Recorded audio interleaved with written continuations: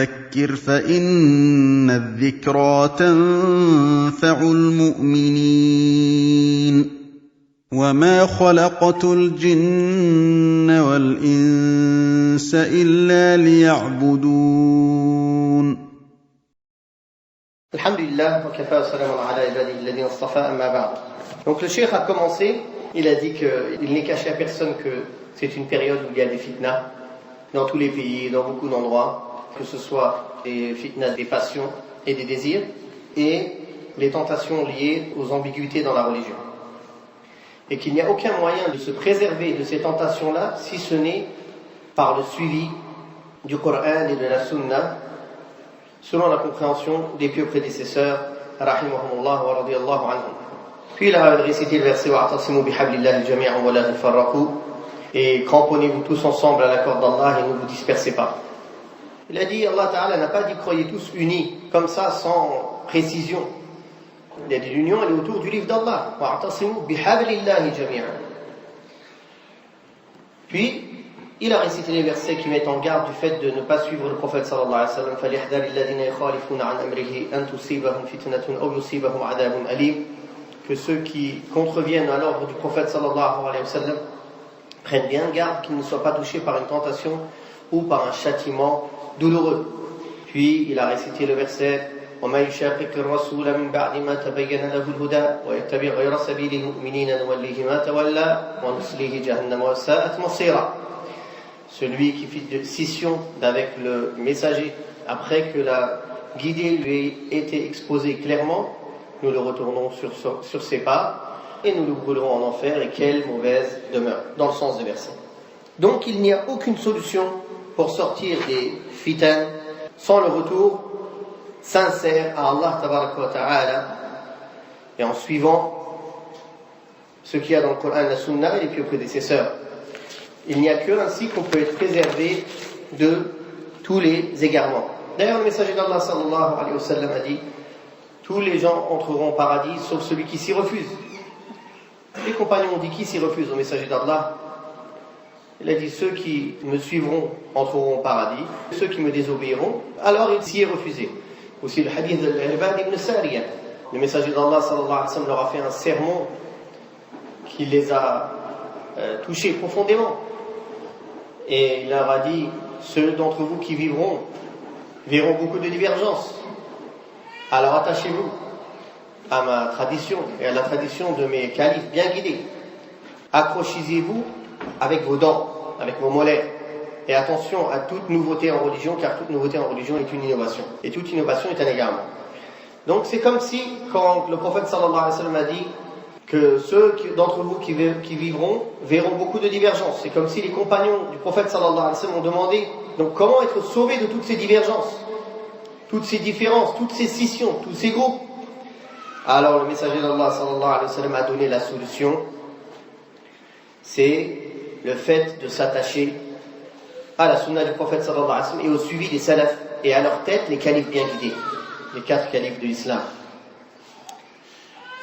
Et d'ailleurs, le musulman demande dans chaque rak'a la guidée. Donc il est revenu sur les mêmes sujets que je vous ai cités dans le dars. Dans chaque rak'a, nous récitons la Fatiha et on dit Ihdina as-sirata al-mustaqim. Guide-nous sur le chemin de la rectitude. Que ce soit une prière obligatoire ou surrogatoire. Abu al-Aliya, dans Ibn Jarir, dans le tafsir Ibn Jarir Tabari, il a été rapporté que Abu al-Aliya, on lui a demandé quel est as-sirat al-mustaqim? Quel est le chemin de la rectitude? Il a dit c'est le chemin du messager de ses 2 compagnons, Abu Bakr et Omar.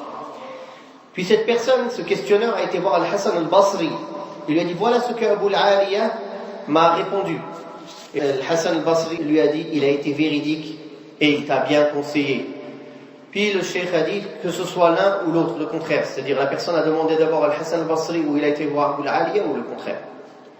Il n'y a pas de solution pour être sur ce chemin de la rectitude et d'être préservé de l'égarement et de toutes ces divergences, si ce n'est en s'accrochant au chemin des salaf as-salih, rahimahumullah wa radiyallahu anhum. Il est donc obligatoire pour les gens de la vérité de connaître de la vérité et de la suivre. Et beaucoup de gens ne suivent pas la vérité à cause de l'ignorance. Et les prédicateurs de la fitna ceux qui appellent à faire scission d'avec le chemin du prophète sallallahu alayhi wa sallam, qui ne sont en réalité que les héritiers des prédicateurs de la fitna dans les premiers siècles. Et ils viennent pour faire douter les gens de la sunna, pour les diviser avec des règles qu'ils mettent en place, des règles innovées, et des questions autour desquelles ils attachent l'alliance et le désaveu. Celui qui est d'accord avec eux, il s'allie avec eux. Celui qui n'est pas d'accord avec eux sur cette question-là, il se désavoue de lui. Ils vont jusqu'à le rendre innovateur, ou même parfois jusqu'à même mécréant. Ibn Taymiyyah et Ibn al-Qayyim ont dit, il n'y a pas un ordre qui vient d'Allah ou de son messager, ou une interdiction, sans que Shaitan vienne par deux portes pour essayer d'égarer cette personne. Ou bien par l'exagération, ou bien par le laxisme.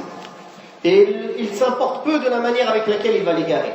Donc, les deux chemins sont un égarement et une erreur. Exagérer dans la religion, ou bien être laxiste et avoir des manquements dans la religion. Dans l'histoire de cette communauté, nous avons eu ceux qui ont exagéré comme les Khawarij et les Mu'tazila. Et ils ont laissé après eux des héritiers. D'ailleurs, le messager d'Allah sallallahu alayhi wa sallam nous a dit qu'à toute époque, ils vont sortir, les Khawarij. Et ils ont laissé des héritiers qui sortent dans tous les endroits et qui sont ressortis encore à cette époque. Et qui suivent aussi, eux, des prédécesseurs. Mais nous, on a dit « Salafus salih ». Nous suivons les pieux prédécesseurs. Alors que eux suivent les mauvais prédécesseurs, les têtes de la fitna, dans leur manière de contredire la sunna et les gens de la sunna. Ils viennent avec plusieurs visages, avec des paroles choquantes, avec leurs slogans, en apparence des slogans de vérité, mais en réalité ce sont des paroles de vérité avec lesquelles ils veulent le faux. Comme Ali ibn Abi Talib a dit en parlant des Khawarij, il a dit c'est une parole de vérité avec laquelle ils veulent le faux. Ils te disent nous voulons défendre la aqida et nous voulons défendre la sunna, mais en réalité derrière cela ils veulent défendre leur bid'a. Certaines paroles et règles innovées et attacher l'alliance et le désaveu autour de cela. Puis, le cheikh a dit, je vous résume, tant que tu n'es pas donc en concordance avec leurs avis et leurs passions, ils commencent d'abord par te taxer d'innovateur, puis ils montent en grade jusqu'à te taxer de mécréant. Et il dit, la plupart de ceux-là sont des menteurs et des ignorants et des marginaux qui veulent suivre les avis marginaux. Parmi leurs caractéristiques, premièrement, c'est l'ignorance de la sunna. Ils ne connaissent pas bien la sunna et la voie de la sunna du prophète sallallahu alayhi wa sallam. Ils s'appuient sur des paroles faibles, ou bien des paroles tronquées, ou bien même des paroles réfutées qui sont fausses pour défendre leurs avis et leurs positions. Ils accusent les gens qui les contredisent de tous les maux et de tous les égarements, attachés aveuglément à leurs avis et règles innovées, et ils font l'alliance et le désaveu avec les gens autour de cela. Si tu es d'accord avec eux sur cette parole, ils s'allient avec toi, même si tu es le plus ignorant des gens et le plus égaré des gens. Si tu les contredis sur cette parole, ils se désavouent de toi et t'insultent et te traitent d'innovateur, même si c'est le plus grand savant qui les contredit. Toutes les règles de l'alliance et du désaveu, c'est autour d'une ou deux positions qu'ils ont, et ils attachent tout autour de cela. La personne qui vient appuyer leur méthodologie, voie de pensée ou leur croyance, ils sont satisfaits de lui, peu importe qui est cette personne. Et la personne qui vient les contredire, alors là, c'est la guerre ouverte. En réalité, ces gens-là ne veulent défendre que leur personne et leurs avis, et ils ne cherchent en cela que la célébrité et défendre leur propre personne et leur propre groupe. Et ce n'est pas la défense de la religion d'Allah qu'ils veulent en réalité, mais ils ont derrière cela d'autres objectifs. Parmi leurs caractéristiques, le cheikh a dit, c'est qu'ils n'ont pas pris la science de la bouche des savants de la sunna reconnus comme tels. Ils ne sont pas allés s'asseoir devant eux et profiter de leur connaissance. Il a dit, ne vous faites pas tromper par quelqu'un. Les gens ils disent, il a été tant d'années en Arabie, au Yémen. Il a dit, la science, c'est pas le fait d'aller et de revenir. Il y a des gens, ils sont allés, ils sont revenus. Qu'est-ce que ça veut dire? Il est allé, il est revenu. Il est resté tant d'années. Il a dit, c'est pas les voyages. Quelqu'un fait des voyages aller-retour, ça y est, c'est quelqu'un qui sait. Il dit non.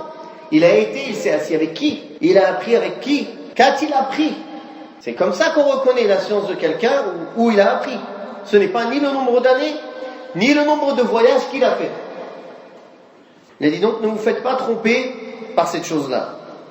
Il dit, regardez, Ibn Abbas, comme il a été rapporté dans le Musnad de l'imam Ahmed et dans le Mustadrak de l'Hakim, et l'imam Ibn Kathir a dit que c'est une bonne chaîne de transmission. Quand il a été voir les Khawarij, alors qu'ils étaient 6000, il leur a dit, mais regardez, est-ce que il y a parmi vous un seul parmi les compagnons du prophète sallallahu alayhi wa sallam? Personne. C'est-à-dire, il les a fait réfléchir. Est-ce qu'un seul parmi les savants, des compagnons, les gens qui sont sur la vérité, les gens de la sunna sont avec vous? Non. Et tu trouveras aujourd'hui ces gens-là, ces ignorants qui suivent la même voie que leurs mauvais prédécesseurs. Pareil, tu ne trouveras aucun savant de la sunna dans leur rang. Puis le cheikh a dit, la Haddadiyya sont les héritiers de ces Khawarij à cette époque. Mais ils sont venus avec une nouvelle forme.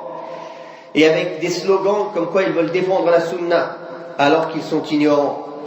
En réalité, des gens qui sont sur l'idéologie de Sayyid Qutb et sur le takfir, ce sont en vérité les plus grands ennemis de la sunna du prophète sallallahu alayhi wa sallam, et non pas, comme ils veulent le prétendre, des défenseurs de la sunna.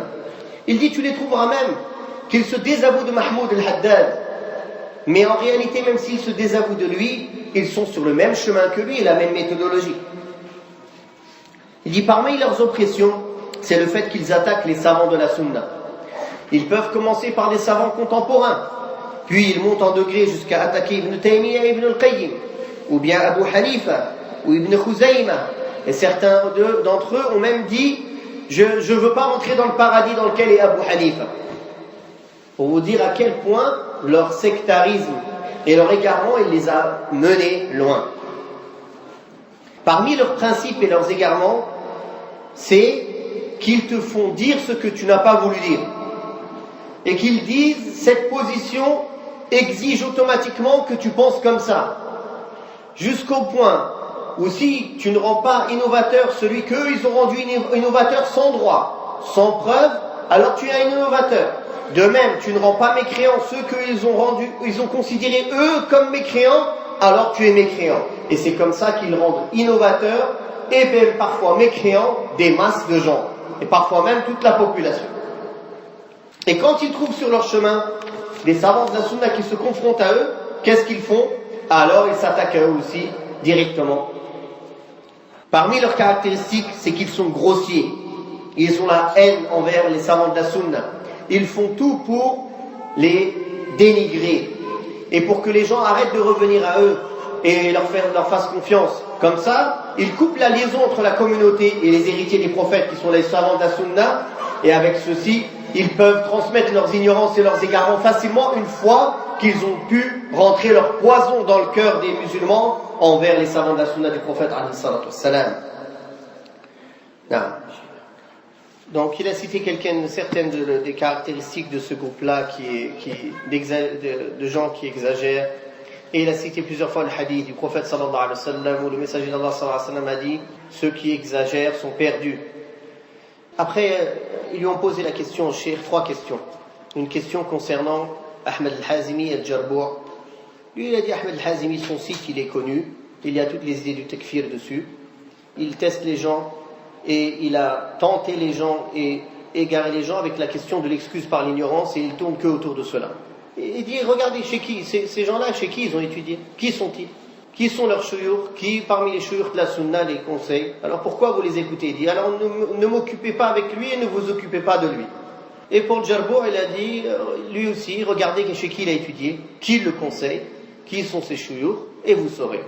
Voilà comment était sa réponse. La deuxième question était un conseil pour les étudiants en sciences en France et partout. Il a dit, le conseil, c'est tout ce que je vous ai dit auparavant. Et la troisième question, sur l'excuse par l'ignorance, les gens qui utilisent cette question-là pour rendre mécréants des gens sans mettre les conditions en pratique sur certains points.